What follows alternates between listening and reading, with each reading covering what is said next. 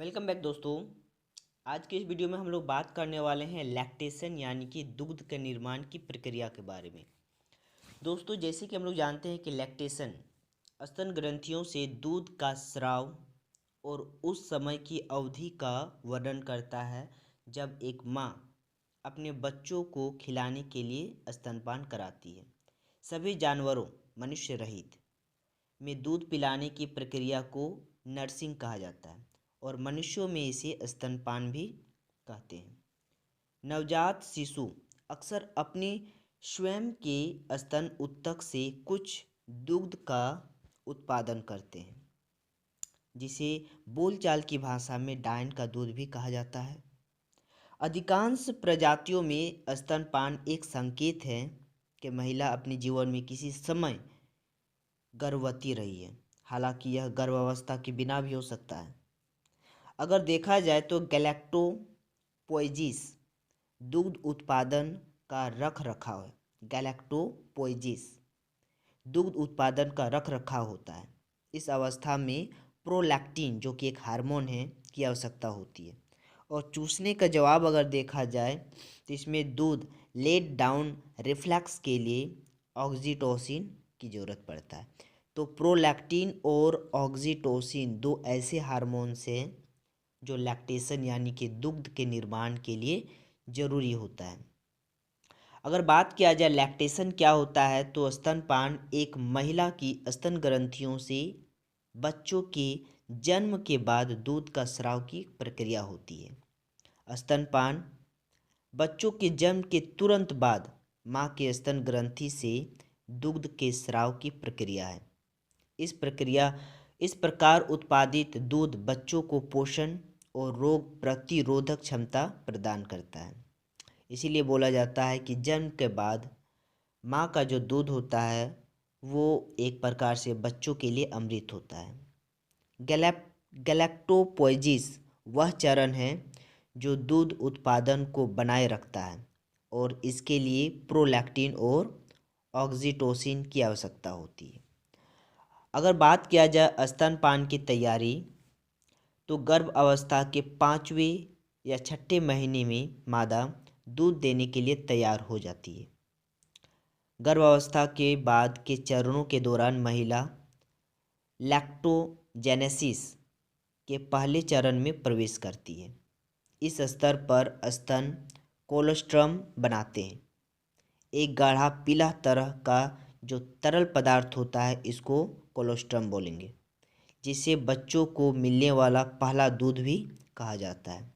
Colostrum immunoglobulin ए से भरपूर होता है।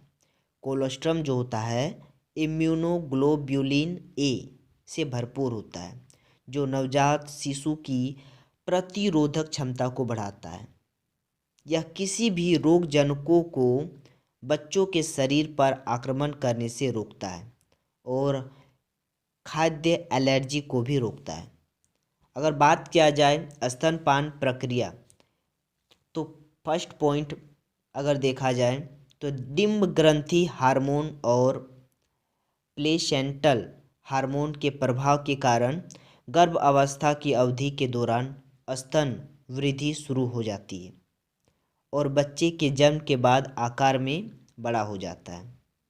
पॉइंट नंबर 2 के बारे में बात करते हैं, तो इस दौरान ब्रेस्ट में एक निश्चित मात्रा में दूध बनता है। नेक्स्ट पॉइंट, बच्चों के जन्म के बाद ही दूध का स्राव बढ़ता है और दुग्ध जो है निकलने की प्रक्रिया के दौरान स्तन ग्रंथि से दुग्ध स्राव होते रहता है।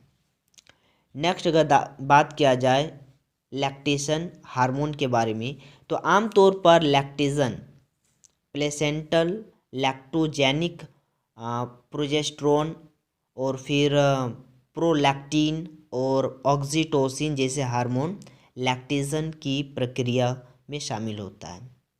लैक्टेशन क्या होता है, तो दुग्ध के निर्माण की प्रक्रिया को कहेंगे। एस्ट्रोजन हार्मोन गर्भावस्था के दौरान स्तन के आकार को बढ़ाने में मदद करता है, जिससे स्तन के ऊतकों का विकास होता है। गर्भावस्था के दौरान प्लेसेंटल लैक्टोजेनिक हार्मोन की उपस्थिति अधिक होती है, क्योंकि यह हार्मोन निप्पल, एरोला और स्तन ऊतक के विकासों को प्रोत्साहित करने में मदद करती है।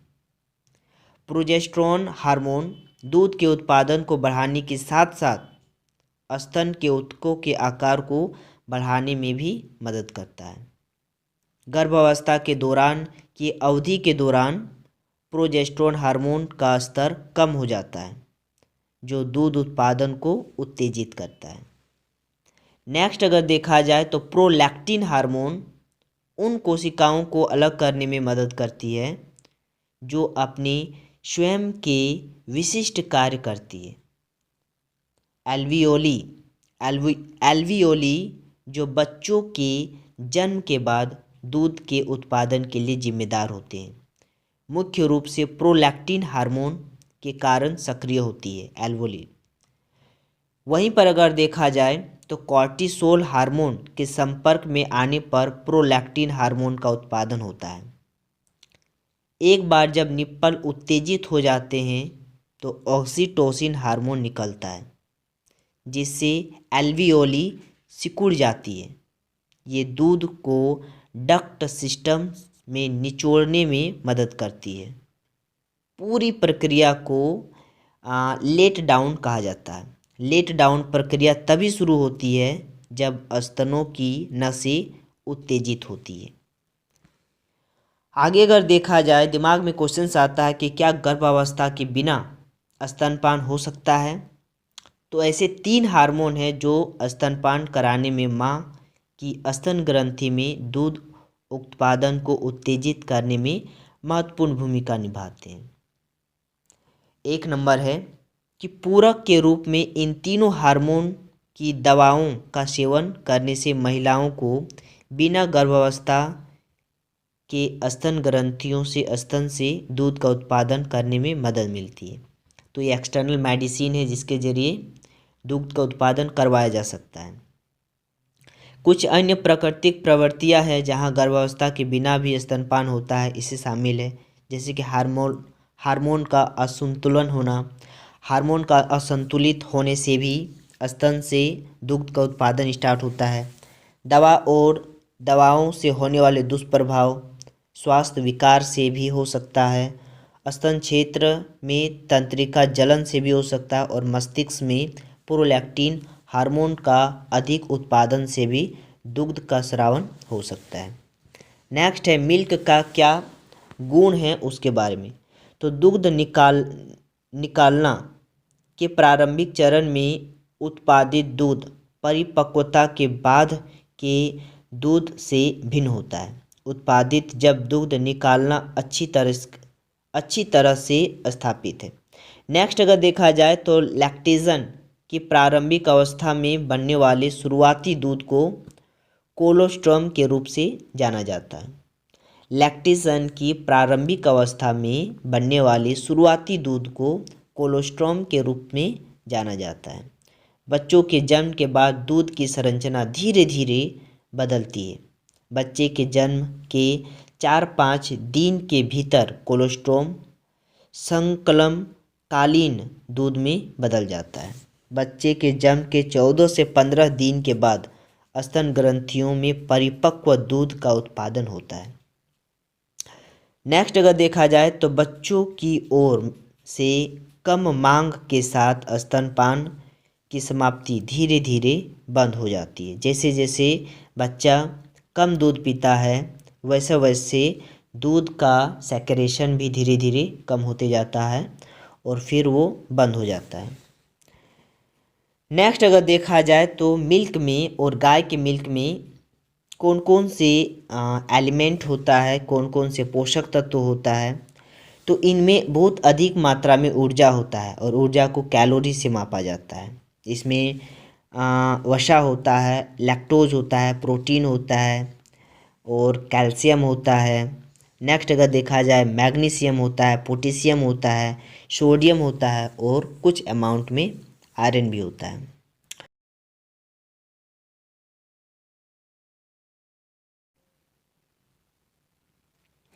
दोस्तों अधिकांश अन्य अंगों के विपरीत स्तन बच्चे के जन्म के बाद आकार में बढ़ते रहते हैं।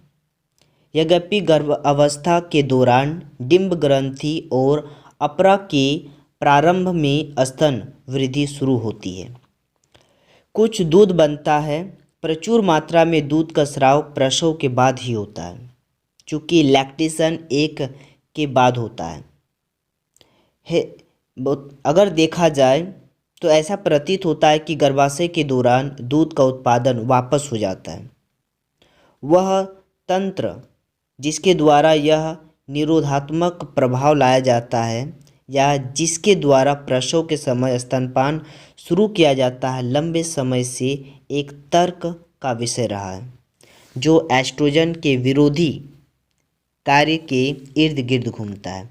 प्रोजेस्टेरोन और लैक्टोजन जैसे कि प्रयोगशाला जानवरों, बकरियों और मवेशियों में अध्ययन किया जाता है। इनके दौरान गर्भावस्था का संयोजन एस्ट्रोजन और प्रोजेस्टेरोन के रक्त में प्रभावित होने से दूध के स्राव को रोकना प्रतीत होता है। अगर देखा जाए तो गर्भावस्था के अंत में इसके निष्कासन से नाकाबंदी हटा दी जाती है और प्लेसेंटा और हार्मोन की आपूर्ति में कमी के साथ ही अंडाशय द्वारा हार्मोन उत्पादन में गिरावट का कारण बनता है। जब पिट्यूटरी ग्रंथि द्वारा प्रोलैक्टिन के स्राव को बढ़ावा देने के लिए पर्याप्त एस्ट्रोजन परिसंचरण में रहता है तो लैक्टेशन के पक्ष लेता है ये। अगर देखा जाए तो दूध निकालना जारी तभी होता है जब प्रोजेस्टेरोन और लैक्टेशन हार्मोन सही ढंग से संतुलित रूप से शरीर में स्रावित होता है। तो आज के लिए इतना ही, मिलते हैं नेक्स्ट क्लास। Thank you.